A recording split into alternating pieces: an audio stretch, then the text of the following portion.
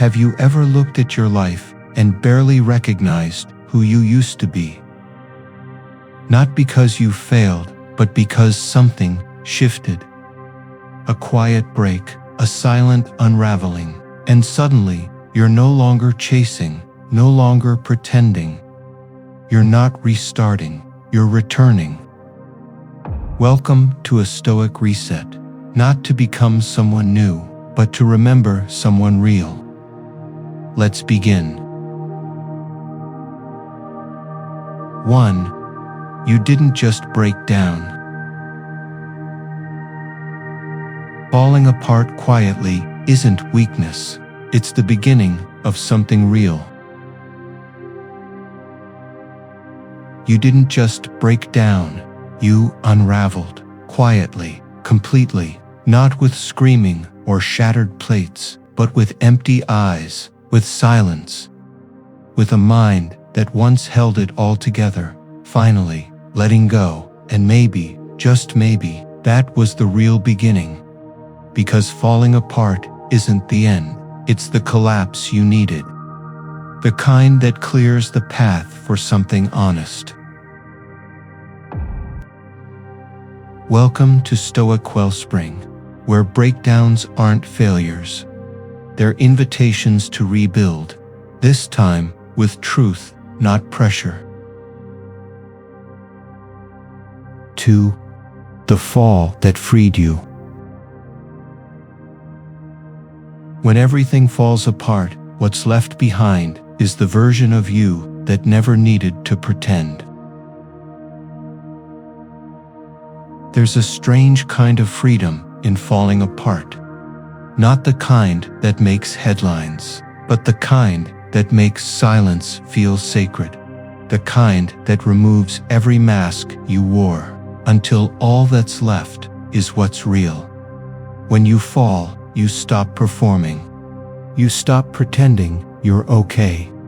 You stop chasing who you thought you had to be. And in that pause, something rare happens. You meet yourself, not the one the world applauded, but the one who's been quietly waiting behind the noise. 3. Rock bottom is a place of vision. Rock bottom removes illusions. What remains is truth and the power to begin again. There's something sacred about hitting bottom. It strips away everything that's not essential. Your titles, your image, your timeline. What's left is raw, bare, unedited. And in that rawness, something becomes clear. Not who you should be, but who you actually are. Rock bottom doesn't lie. It doesn't flatter. It doesn't impress. It just reflects. And that reflection, for the first time, is honest. What you choose to do with that truth, that's your power. 4. Begin again from ruins. Ruins are not the end, they are the open space where truth can finally grow. When everything breaks, you're given a rare invitation to begin again. Not from where you left off, but from where you were always meant to start. From what's true, from what's yours. The ruins are not shameful, they are honest and empty enough for something real. Rebuilding doesn't mean returning to what was, it means honoring what survived the fire. The core, the clarity, the quiet wisdom. You don't need more goals or bigger dreams. You need space, you need silence. You need to begin, not louder, but deeper. 5. The you that survived. After the storm, the version of you that remains is no longer pretending, just being. The you that survived is different. Quieter, wiser, less willing to pretend. This version of you doesn't crave applause. It craves alignment, integrity, peace. You no longer chase who you should be. You walk with who you already are, and you'll find the world feels less urgent. The timelines, the noise, the race, they no longer own you, because you've met yourself at your most broken and still chose to stand. That changes you. 6. Strength isn't loud. True strength doesn't demand attention. It lives in discipline, silence, and centeredness. Real strength doesn't need to shout. It doesn't need a stage or a slogan. It just needs a center. The Stoics didn't seek attention. They sought mastery of emotion, of ego, of time. They believed power wasn't in domination, but in discipline, in choosing calm over chaos, in walking away from what doesn't serve your soul, not because you're weak, but because your peace is strong. 7. The power of quiet choices. Some of the most powerful choices happen in silence and change everything without a sound. Not every act of strength is dramatic. Some of the strongest decisions are quiet, waking up and choosing not to run, saying no to something that drains you, turning off the noise just to hear yourself again. These aren't loud moments, but they shift everything.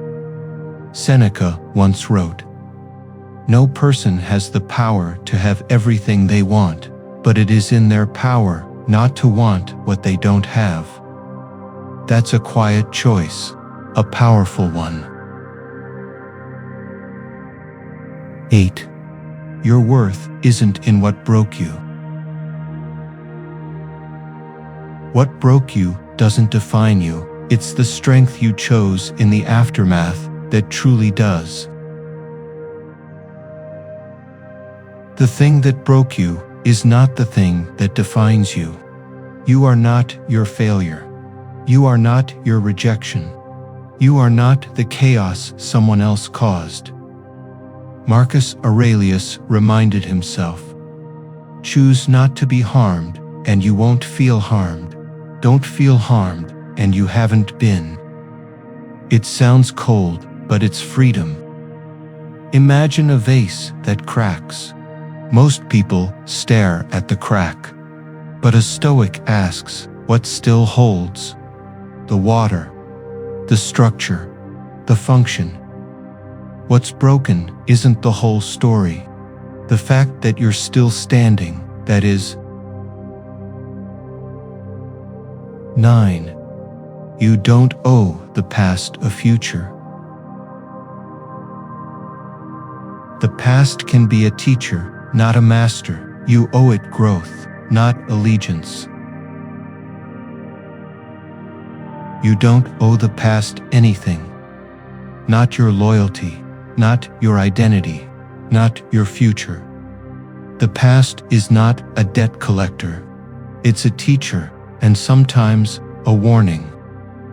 Epictetus taught, "The key is to keep company only with people who uplift you, whose presence calls forth your best." That includes the people of your past, ideas, habits, memories. You don't have to carry them just because they were there first. Imagine wearing a coat in summer just because it kept you warm in winter. That's what dragging the past into your future feels like. Let it go. You can honor what it taught you without living under it. 10. The silence that speaks truth. In silence, you learn which pain is real and which pain you've rehearsed too long in your mind. There's a silence that numbs and a silence that heals. The Stoics weren't afraid of silence. They sought it. They built their strength in it. Silence strips away the noise of the world and leaves you face to face with your own mind. That's where real clarity begins. Seneca wrote, "We suffer more often in imagination than in reality." In silence, you see which pain is real and which one you've rehearsed 1,000 times in your head. Think of a stormy sea. You can't see your reflection when the waves are thrashing. But when the water's calm, there you are. 11. You are still being written. You are not stuck in an old chapter. Your story is still unfolding, choice by choice. You are not a fixed story. You are not a single sentence in someone else's book. You are still being written, breath by breath, choice by choice. That means you don't have to stay in the chapter you hate. You can stop rereading the pain. You can put the pen back in your hand. Marcus Aurelius reminded himself daily, "You have power over your mind, not outside events. Realize this, and you will find strength." Imagine if you judged a book by its worst paragraph. That's what we do when we define ourselves by our lowest moments. But the story isn't done, and neither are you. 12. The strength to move differently. Healing isn't proving you're strong, it's choosing to stop carrying what no longer belongs. Healing doesn't always look heroic. Sometimes it just looks like walking away, quietly, without proving anything. Not because you're over it, but because you're ready to stop carrying it. The Stoics taught us to act, not react. To respond with reason, not reflex. Epictetus said, "If someone succeeds in provoking you, realize that your mind is complicit in the provocation." Think of someone pushing you to argue, and you simply smile and walk away. That's not weakness, that's evolution. You're no longer addicted to reaction. You choose direction. 13. Letting go of who you once needed to be. The identity that helped you survive may not be the one that leads you to peace. There was a version of you that held it all together. They were strong, sharp, always on, and they got you through the fire. But they were built for survival, not peace. Now, peace requires a different version of you. One who doesn't flinch at softness. One who doesn't mistake rest for weakness. Letting go of who you once needed to be is grief. But it's also growth. Think of armor you wore too long. It saved you once, but now it cuts into your skin. Strength today means knowing when to take it off. 14. No longer chasing, no longer hiding. When you stop performing for others, you start living for yourself fully and freely. The moment you stop chasing approval, you start feeling peace. The moment you stop hiding your truth, you start feeling whole. These are not loud acts, they're internal shifts. A soft rebellion against the need to impress. A quiet return to authenticity. Seneca reminded us, "What progress, you ask, have I made? I have begun to be a friend to myself. When you're a friend to yourself, you stop running. You stop hiding behind performance. You start living instead of proving. 15. The peace that doesn't need permission. Peace doesn't require approval. It emerges when you stop resisting what already is. Peace isn't something someone hands you. It's something you stop resisting. You don't earn it. You remember it. It was always there, buried under urgency, noise, fear. Marcus Aurelius said, "Nowhere can man find a quieter or more untroubled retreat than in his own soul." That means no one has to agree with your stillness. No one has to approve your pace. Peace doesn't wait for permission. It arrives when you stop arguing with reality, like a river that flows best when it's not forced. 16. The art of beginning without rush. Not all beginnings are loud. Some are like seeds, sinking quietly before they rise. Starting over doesn't have to be loud. It doesn't need fireworks or applause. It just needs presence and patience. There's an art to moving forward slowly, not because you're afraid, but because you're aware. Epictetus reminded his students, "No great thing is created suddenly." Think of a seed. It doesn't rush to bloom. It sinks. It roots. It waits for the light. So can you. Growth isn't always visible, but it's always happening if you stay with it. 17. No longer who you were, not yet who you'll be. There's sacred discomfort between identities, where the old has fallen away and the new is still forming. There's a space between identities, where you've shed the old skin but haven't grown the new one. It's vulnerable, uncomfortable, sacred. The world may not understand it, but your soul does. This is where you stop performing, where truth becomes more important than image. Marcus Aurelius wrote, "If you are distressed by anything external, the pain is not due to the thing itself, but to your estimate of it, and this you have the power to revoke at any moment." Think of a bridge. You're no longer on the shore behind you, but you haven't landed on the far side either. This in-between is not a failure. It's a threshold. 18. You didn't start over.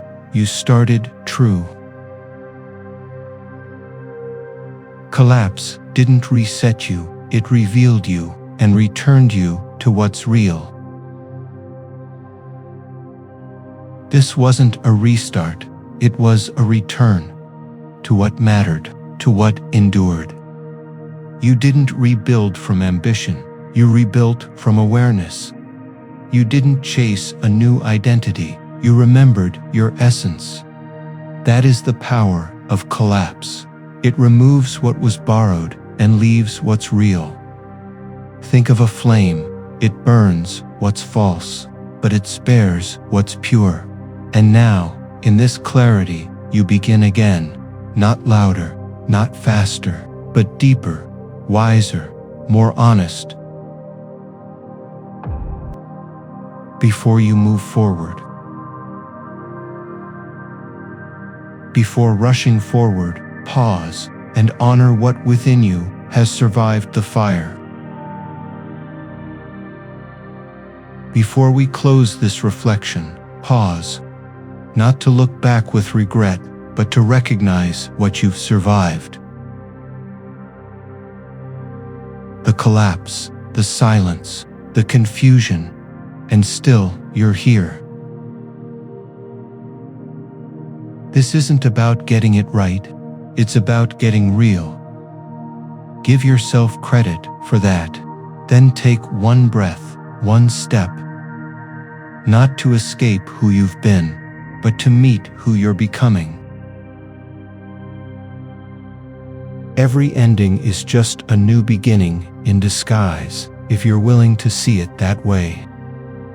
You don't need to become someone new, just be honest with this beginning.